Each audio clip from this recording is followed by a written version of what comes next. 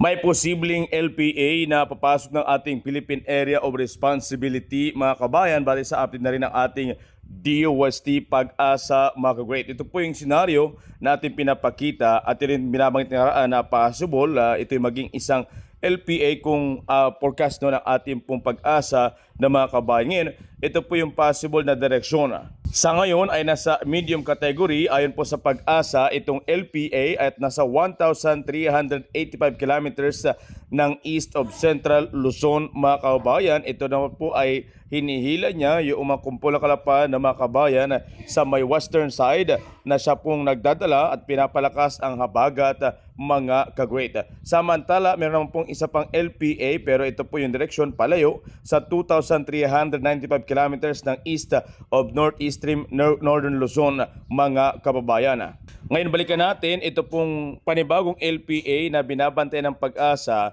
Ito yung kanyang direksyon. Maaari makakapas po ito ng ating Philippine Area of Responsibility, but sa senaryo na atin nakikita, mababa sa ngayon yung circulation na maging isang ganap na bagyo. Pero nakikita natin unti-unting lapit po sa bahagi ng ating Northern Luzon, mga kababayan. Okay, so yan po. And then may kita natin tatawid sa bahagi ng Batanes, bahagi po ng Mabuyan Group of Island, at sa pagtawid po nito, mga kabayan, sa bahagi ng western side, may kita natin yung kanya pong circulation. Depende na po yan sa mga development kung maging ganap ba na bagyo, mga kabayan. But ang ating pong titingnan dito, yan pong kulay dilaw, muli hahatakin po yung habagat na siya pong magpapaulan sa ilang bahagi ng ating Luzon area, sa part ng Metro Manila, sa part ng ating western side, maging sa bahagi ng Palawan area. And then maliban dyan, yung ating tinutukoy naman na posibleng mabuo na bagyo, yan po yung senaryo na ating pong nakikita, mga kabayan.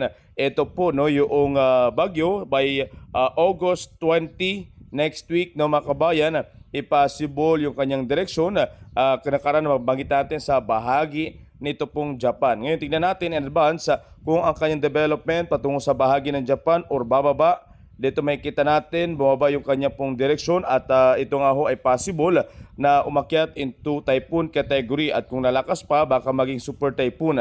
Ngayon may kita natin ito po yung kanyang direksyon by August 27, lapitan natin ng bahagya sa part pagitan po yan nito pong bahagi ng Japan and patungo ng Taiwan area. Yan po yung kanyang direksyon. Muli hahatakin po nito yung habagat, mga kababayan.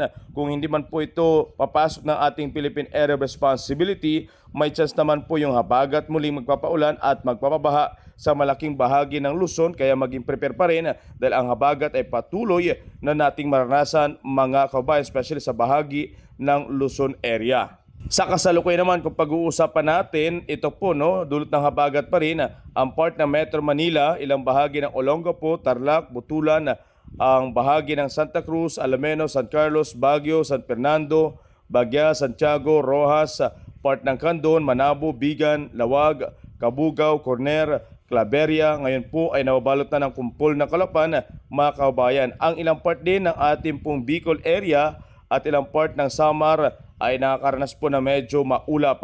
Ang bahagi naman ng Antique, Patnugan, Pasi, Rojas, yan po ay asahan na possible makaranas po na makulimlim na panahon or kalat-kalat na pag-ulan. Ang malaking bahagi ng Palawan, magandang panahon, and then part ng ating Negros, bahagi ng Cebu, Bohol.